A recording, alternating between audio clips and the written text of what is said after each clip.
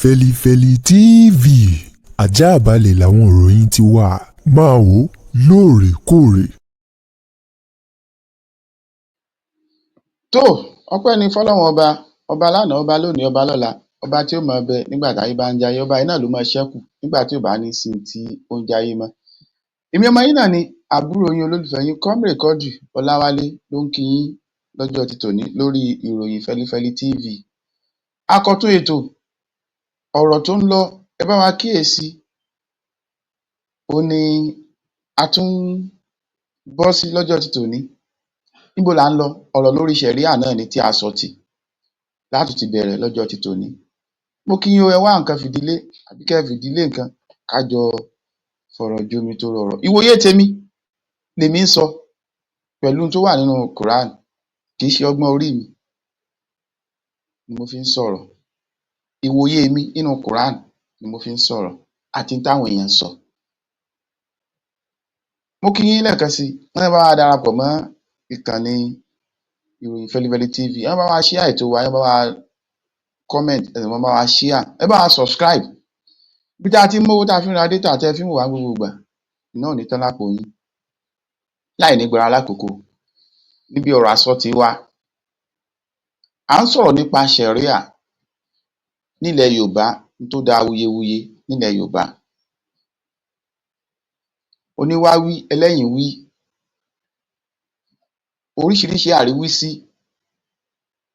láti gbà, ṣùgbọ́n nǹkan kan ni mo fẹ́ kó dá wa lójú. Ẹ jẹ́ ká jẹ́ olólùfẹ́ òtítọ́. Ṣé rí tí orílẹ̀-èdè bá fẹ́ gòkè, òtítọ́ gbọ́dọ̀ kọ́kọ́ síwájú o, àti ìnífẹ̀ẹ́ ìlú ẹni. Ṣé rí tí ò bá sí òtítọ́ tá à sì nífẹ̀ẹ́ ìlú wa, orílẹ̀-èdè ò lè gòkè. Ṣé rí Nàìjíríà tó rí bó ṣe rí lónìí, Ọlọ́run kọ́ ló jẹ́ kó rí bẹ́ẹ̀. Àwa fún ní tá a fọwọ́ ara wa fà lọ́lọ́run jẹ́ kó ṣẹlẹ̀ wa lórí. Bẹ́ẹ̀ ni, ní tá a fọwọ́ ara wa fà lọ́lọ́run jẹ́ kó ṣẹlẹ̀ wa lórí. Lọ́nà kan àbí kejì, gbogbo wa la contribute nínú àìdá Nàìjíríà. Yes. Èmi sì nígbàgbọ́ pé tí gbogbo wa bá yí padà, Nàìjíríà náà máa dáa.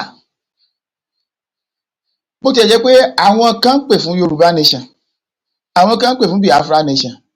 Ṣé kìí ṣe àwọn tó ń pè fún Yorùbá nation yẹn, ṣé kìí ṣe àwọn náà ló wà nínú Nàìjíríà tí ò dáa lọ́jọ́ ti tòní? Àbí a fẹ́ sọ wípé níbẹ̀rẹ̀ pẹ̀pẹ̀ wa gbogbo wa la dá sórílẹ̀-èdè yìí?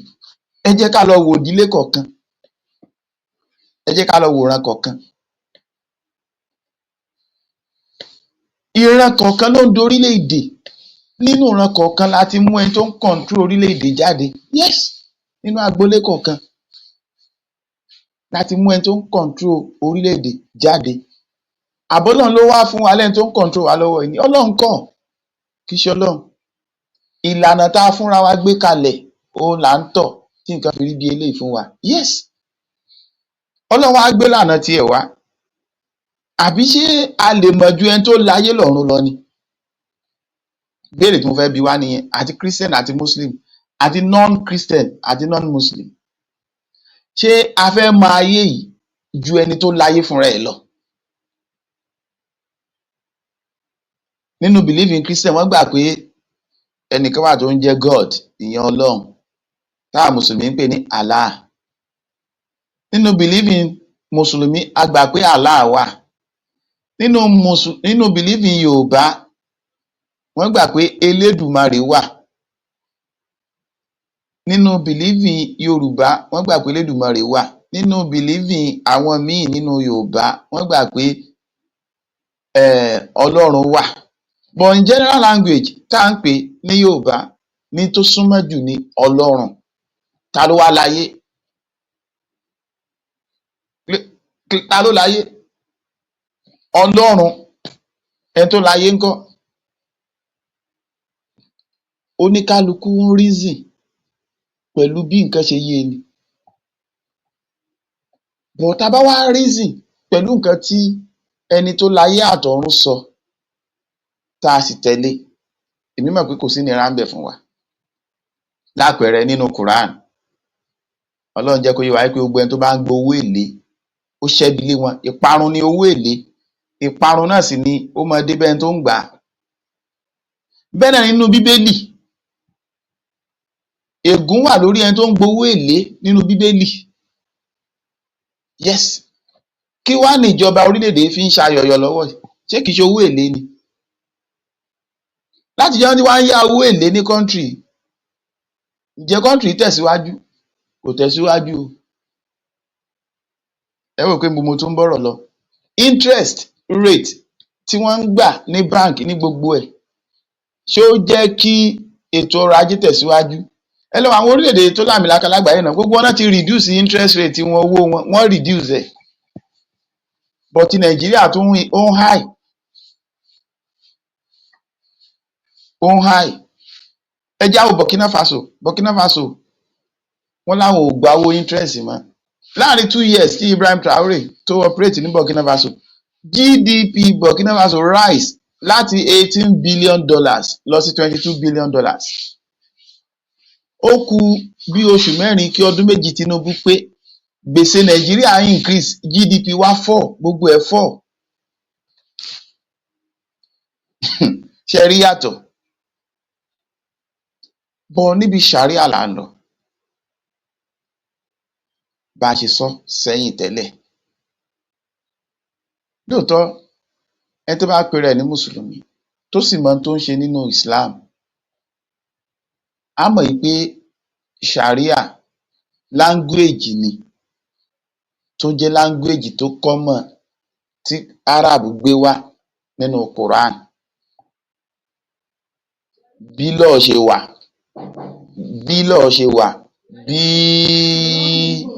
bí òfin ṣe wà, ìtumọ̀ òfin náà ni Sharia. Sharia ìtumọ̀ òfin nìyẹn. Ó fi hàn pé gbogbo ká sọ̀rọ̀ nípa Sharia, ká sọ̀rọ̀ nípa law, ká sọ̀rọ̀ nípa gbogbo àwọn nǹkan wọ̀nyí, gbogbo ẹ̀ náà ó ní í ṣe pọ̀ pẹ̀lú wípé òfin àti ọ̀rọ̀ ẹnu tí a fi ń pe àwọn nǹkan wọ̀nyí ló yàtọ̀ síra. Bí Haúsá ṣe ń pe Sharia, bí Ìgbò ṣe ń pe Sharia, bí Fúlàní ṣe ń pe Sharia, bí Tápà tí ṣe ń pe Sharia, ó yàtọ̀. But in Western world, wọ́n ń pè ní law. In Yorùbá language, wọ́n ń pè lófin. In Arab, wọ́n ń pè ní Sharia. Ẹ jẹ́ ká kọ́kọ́ lọ màmọ̀dájú yẹn náà. Ẹlẹ́ẹ̀kejì, mo ti sọ̀rọ̀ nípa nǹkan tí bàbá kan sọ, bàbá ìmáàmù kan, mi ò lè pè wọ́n ní ìmáàmù ilẹ̀ Yorùbá, kò possible, because kì í ṣe collectively Yorùbá Muslim ló fi wọ́n ṣe general ìmáàmù ilẹ̀ Yorùbá. No! Sentiment náà ló débẹ̀. Lóòótọ́, wàhálà lè máa ṣẹlẹ̀ láàrin Yorùbá, Haúsá, Fúlàní, Ìgbò ní Nàìjíríà. Yes, agreed. But crisis abẹ́lé ni. Crisis abẹ́lé ni. Tó bá wá rí bẹ́ẹ̀, does it mean pé àpapọ̀ ilẹ̀ Yorùbá tó jẹ́ Mùsùlùmí ilẹ̀ Yorùbá ló fi ń jẹ mọ́ọ̀mù ilẹ̀ Yorùbá? No. No. Mo dẹ̀ jẹ́ kó yé yín pé ṣé Haúsá ló kọ Quran? Haúsá kọ́ ló kọ Quran. Kì í dẹ̀ ṣe Haúsá ló ní Sharia. Sharia wà fún gbogbo Mùsùlùmí. Gbogbo ẹni tó bá ti jẹ́ Mùsùlùmí ni Sharia wà fún. Sharia dẹ̀ là ń pè lófin. Wọ́n sì ní ìlú tí ò bá lófin kò ṣẹ̀ṣẹ̀ ńbẹ̀. Ọlọ́run tó dáyé gbófin kalẹ̀. Ẹ̀yin ní kò lè work. How come tí ò lè work? Ẹ jẹ́ àbòsí ní ká má ṣe pẹ̀lú ẹ̀ ni. Ìtẹ́ ẹ̀ bá sọ nìyẹn. Ẹ má jẹ́ ká ṣàbòsí, ẹ jẹ́ ká lò ó bọ́lọ́ ṣe ní ká lò ó. Tẹ́yin bá fight fún wípé Sharia yìí dá o, ṣùgbọ́n bó la ṣe fẹ́ fight fún àbòsí ọwọ́ àwa ara wa, kì bá ti dáa jù. Ní statement yẹn tẹ́ bá sọ bẹ́ẹ̀, kì bá ti dáa jù, because Muslim ń ṣàbòsí o. Gidi gan. Àwọn Mùsùlùmí à ń ṣàbòsí bàjẹ́. Tó bá yẹ pé àṣàbòsí ni, tá a practice tó wà ní Quran, according to Quran, Muslim ò ní rí Christian gẹ́gẹ́ bí ẹni ibi. Tó bá yẹ pé Christian náà practice tó wà ní Bible, according to preach of Jesus Christ, tẹ́ ẹ sọ, Christian wọn ò ní rí Muslim gẹ́gẹ́ bí ẹni bí. Yes, ẹ lọ wò wá tó wà lọ́wọ́ pastors wa, àwọn pastors for instance, ẹ wo táìmù tí wọ́n ń pín owó ohun ìjagun nígbà tí Goodluck Jonathan wà lórí ipò. Owó àwọn táná ti bá owó, ṣé kìí ṣe àwọn pastor ìjọ kan ni? Ta ló wà ní ìcháàjì pé kán pín owó? Ṣé kìí ṣe Muslim ni? Ìyẹn Dasuki. Tí Sambo Dasuki bá bìlífù tó wà ní Quran lótìtọ́ àti lódodo, kò ní pín owó tán ní kán fi ra ohun ìjà ìlú, ohun ìjà tán lè fi protect ìlú, kò ní pín ní ìpínkúpín. Àwọn pastors tó wà nínú jẹ́ẹ̀tì wọn tí a gbọ́, tó bá yẹ pé àwọn náà nígbàgbọ́ nínú preaching Jesus Christ lódodo, àwọn náà ní divert owó yẹn síbòmíì. Ó fi pé àti Christian àti Muslim, tí bàbá ìmáàmù mọ́sálásí kan ní Ìlọrin tán jáde, àdúrà gbé mi, tí wọ́n sọ pé àríra gẹ́gẹ́ bí ọ̀tá, Muslim àmọ́ bá Christian jà, kò ní pín ogún, wọn ò ní ṣe kankan. Tí bàbá yẹn bá ro àròjinlẹ̀ bẹ́ẹ̀, wọn ò ní sọ̀rọ̀ yẹn bí wọ́n ṣe sọ yẹn. Wọ́n á mọ̀ pé àti Muslim àti Christian ló contribute sí problem country, àwa la contribute sí. Mi ò yọra mi lẹ̀. Àti bàbá yẹn gan tó sọ̀rọ̀, because Muslim ni wọ́n practice tó wà ní Islam now. Yes, wọ́n practice ẹ̀. Nípa pínpín ogún tí bàbá yẹn sọ, àti nípa sísin ọmọ lọlé ọkọ, Sharia Islam ló jẹ́ ká mọ̀ bá a ṣe máa sin ọmọ lọlé ọkọ according to Sharia, táwọn scientists ṣẹ̀ṣẹ̀ dictate, táwọn scientists ò dictate ẹ̀. According to Quran ló ṣàlàyé bá a ṣe máa sin ọmọ lọlé ọkọ. Ṣé wàá rí kinní kan ni àwọn bàbá wa nílẹ̀ Yorùbá, kì í ṣe gbogbo ohun tí wọ́n ń ṣe ni Sharia wa condemn. Kì í ṣe gbogbo táwọn bàbá wa ń ṣe kí Islam tó dọ́dọ̀ wọn ní Islam wa condemn. Bẹ́ẹ̀ náà ni kì í ṣe gbogbo nǹkan tí wọ́n ń ṣe nílẹ̀ Lárúbáwá kí Islam kánàbì tó dé, torí Islam ti wà láti ìgbà t'Ọlọ́run ti dá ayé. Àbí Adam ṣá gbọ́ pé ó lọ church ni, ṣá gbọ́ pé ó lọ sí mosque ni, ṣùgbọ́n bó ṣe ń practice, bó ṣe ń sin Ọlọ́run ní ìdojúbolẹ̀ àti tó gba Ọlọ́run lọ́kan, òun là ń pè ní Islam. Òfin àkọ́kọ́ tó wà nínú Sharia, tẹ́ bá lọ wo Suratul Isra, Quran 4, Suratul Isra, òfin àkọ́kọ́ tó jẹ́ Sharia àkọ́kọ́ lọ́dọ̀ Ọlọ́run ni pé Bismillahirrahmanirrahim, wa qada rabbuka alla ta'budu illa iyyahu wa bil walidayni ihsan. Òfin àkọ́kọ́ nìyẹn. Ọlọ́run ní wa qada rabbuka alla ta'budu illa iyyahu. Ẹ ò gbọ́dọ̀ mú nǹkan kan míì yàtọ̀ sémi Ọlọ́run nìkan. Ẹ ò gbọ́dọ̀ mú nǹkan kan míì yàtọ̀ sémi Allah nìkan.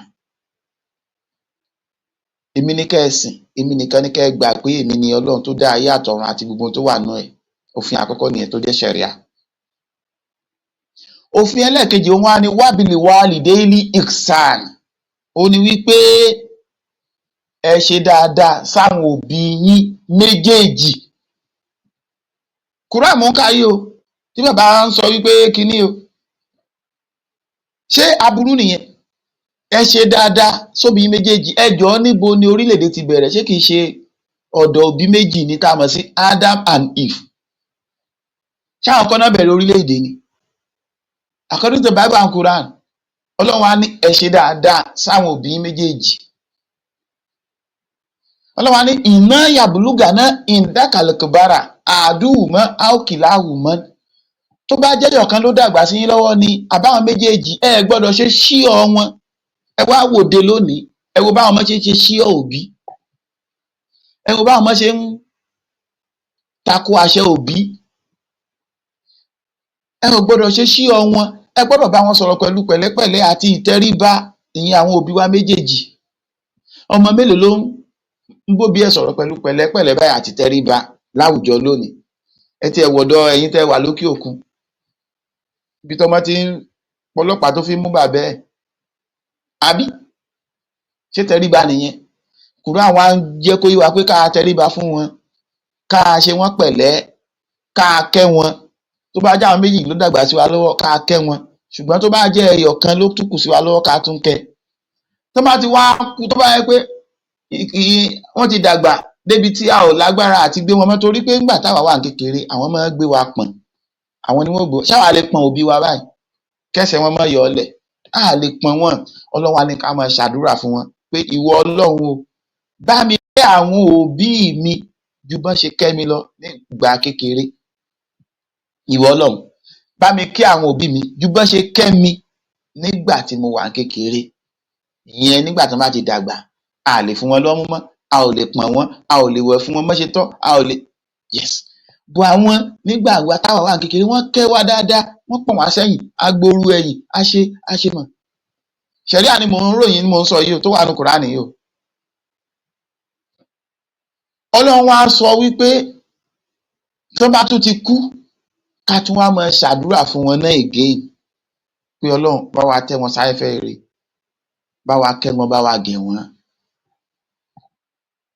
Ọlọ́run wá ń sọ̀rọ̀ lọ Ọlọ́run wá sọ pé wàkúrú rọ́bìlì àmùmọ́ ká mọ́rọ́bà yá ní sọ̀gíra Ọlọ́run máa mi káwọn òbí mi yí bá ṣe kẹ́mi lọ́gbà àdúrà Ọlọ́run wá ní rọ̀bùkún aláàbí máa fi inú sìnkún fi ìtàkùrù sọ̀lì yìí ibi ọmọ òrukàn ni mò ń lọ yìí o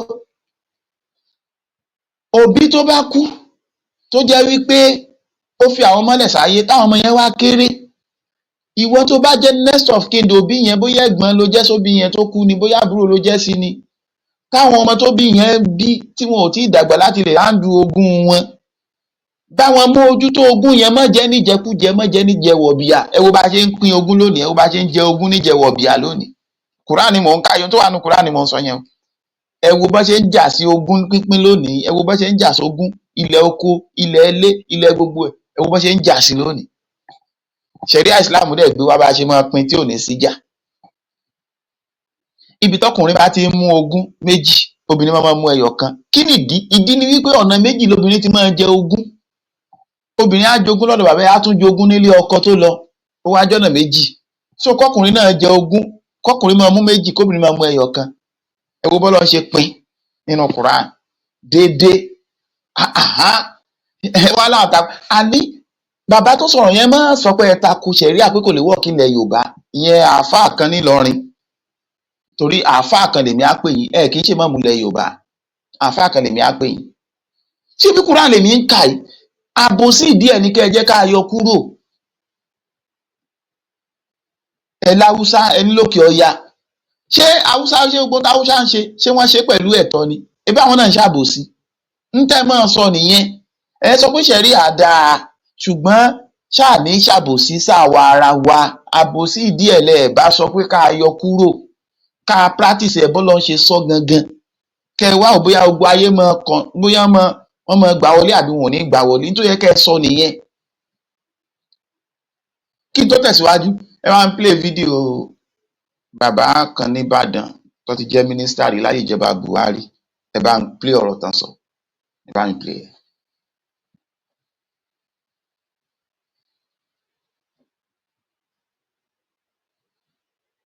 Governors or so-called Yoruba activists, their problem is ignorance of the Constitution of Nigeria. The Sharia is about fundamental human rights in relation to religion. The Constitution guarantees freedom of thought, conscience, and religion. Bàbá tó ń sọ̀rọ̀ yìí lọ́ọ̀yà ni Òṣìtù lọ́ọ̀yà ni wọ́n o.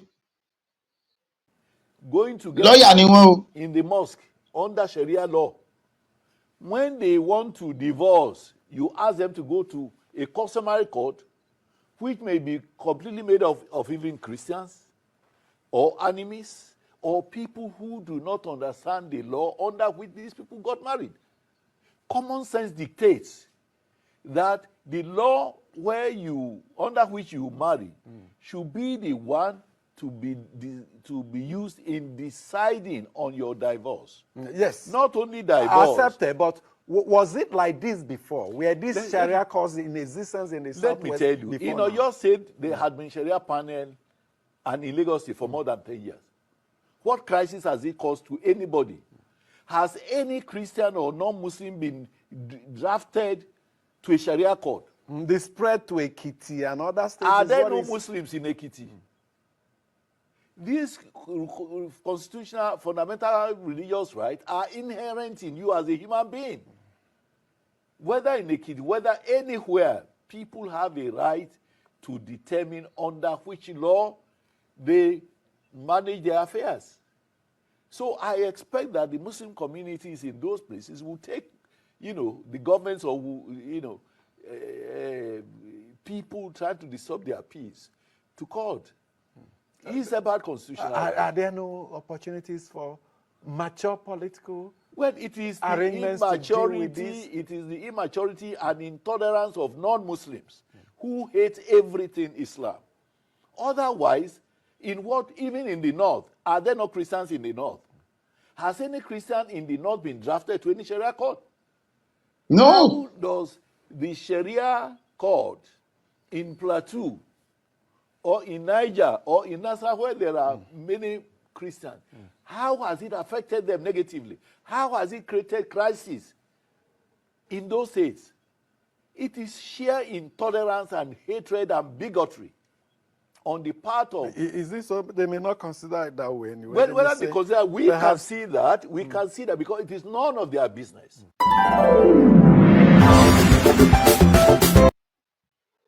Ẹ wo ọ̀rọ̀ tí bàbá yẹn sọ dáadáa àti tí bàbá ìmáàmù yẹn sọ nígbà yẹn. Àkọ́kọ́ náà, ṣé kò sẹ́ni tó ń ṣí orílẹ̀ ní nọ́ọ̀tì ni? Ìbéèrè tí mo fẹ́ béèrè lọ́wọ́ bàbá tán láwọn ìmáàmù Yorùbá yẹn. Ṣé kò sẹ́ni tó ń ṣí orílẹ̀ rárá ní nọ́ọ̀tì ni? Wọ́n wà á. Ẹ̀mí ló ná drag Christian lọ sí Sharia court ní north. Gẹ́gẹ́ bí bàbá yẹn ṣe sọ, kò sí àgbọ̀. Ṣé rí ignorance lóòótọ́? In tí ò dá ní ignorance. Àti sentiment, ṣé rí sentiment and ignorance? Nǹkan burúkú mọ̀ ni, olódẹ̀ bá dé ibi tó bá dé yìí. Serious. Ẹ wá jẹ́ ká kúrò ńbẹ̀ yẹn. Mo fẹ́ sọ̀rọ̀ nípa divorce gan nínú Islam. Ìdí tá a fi lè divorce àti bá a ṣe divorce. Islam yànnàná bá a ṣe máa divorce. Ẹ rí pé àwọn divorce mi wà tán bá dé court àbí ẹja lò báyìí. Ṣé rí divorce, àwọn ibi tó ti nítumọ̀ ní divorce, àwọn kankan wà tó yẹ pé kò wọ court nínú divorce. Ṣé rí ẹni tí ò bá ṣe legal married nínú òfin kó lọ sí court kó ṣe gbẹ kó ṣe marry ká wẹ́ẹ̀dì wọn, kò lè lọ sí court lọ divorce, kò lè lọ sí customary court lọ divorce, ó kàn waste owó ẹ̀ ni nínú òfin gẹ́gẹ́gẹ́gẹ́. Yes, kò lè lọ. Ṣé ẹni tá a sopọ̀ ní sopọ̀ alálàáfà àbí kí là ń pè ní marriage gan? Ṣé bí ká rí ẹlẹ́rìí méjì nídìílé bàbá ìyàwó nídìílé ọkọ, ká rí ẹlẹ́rìí méjì nídìílé ìyàwó kan dúró là ń pè ní marriage? Yes, according to Muslim law. Kí bàbá fọwọ́ sí, kí ìyá fọwọ́ sí, kí bàbá ọkọ náà fọwọ́ sí, kí ìyá ọkọ fọwọ́ sí, kí ìyá ìyàwó fọwọ́ sí, kí bàbá ìyàwó fọwọ́ sí. Ṣé bí tá à ń pè ní marriage nìyí? Àwọn àsùnwọ̀n pọ̀. Ọ̀sán gangan ni ọ̀rọ̀ pé ẹ lọ gba certificate ní ọ̀dọ̀ ìjọba ṣe wọlé, kò sí tẹ́lẹ̀. Yes, kò sí. Influence pé bóyá àwọn èèyàn lè fẹ́ travel out ṣe gbá ṣàwo náà fi lo marital certificate. Yes, àbáwọn bàbá wa lò ó láyé ìwáṣẹ̀ ni. Ta ló introduce ẹ̀? Adena West. Torí pé a fẹ́ lọ sílùú wọn pé a fẹ́ relocate, mo ti marry wọ, certificate of marriage ẹ̀dà o present ẹ̀. Ojú ẹ̀ mọ́ àti dábì tó ṣe gbogbo ẹ̀ ó kó lọ.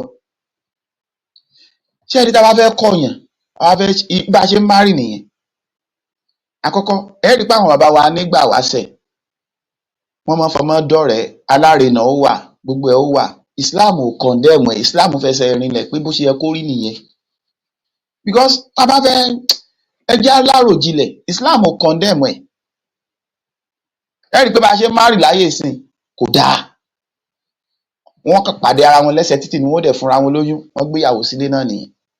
Bọ̀ nígbà yẹn, àwọn bàbá wa ó ṣe ìwádìí ilé tọmọ wọn ti fẹ́ lọ fẹ́ yàwó. Tẹ́ bá wò dáadáa nígbà yẹn ó lè jóṣù 3 oṣù 4 ni wọ́n fi study family tọmọ wọn ti fẹ́ lọ fẹ́ yàwó. Nígbà tí wọ́n á study ẹ̀ tán, bàbá ó ṣẹ̀ṣẹ̀ wá lọ bá ilé yẹn dọ̀rẹ́ pé ọmọ mi fẹ́ fẹ́yàwó ńlé yín wọ́n ṣẹ̀ wá lọ dọ́rẹ̀ẹ́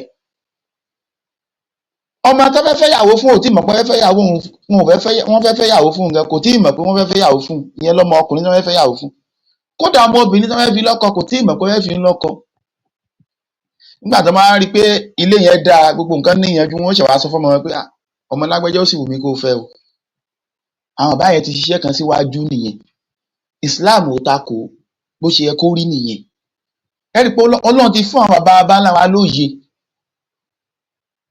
ìyẹn tí Islam wá takò ní ẹbọ ṣíṣe pé ká pe nǹkan míì lọ́lọ́run ká mọ́ forí balẹ̀ fún nǹkan míì ìyẹn tí Islam kọ́kọ́ wá kọ̀ndẹ́mù ní òfin àkọ́kọ́ tó jẹ́ ṣẹ̀ríà nìyẹn nínú Islam bẹ́ẹ̀ náà ni tá a bá fẹ́ divorce ìyàwó Islam jẹ́ kó yé wa wípé ẹ kọ́kọ́ sẹ́tù kéèsì yẹn lábẹ́lé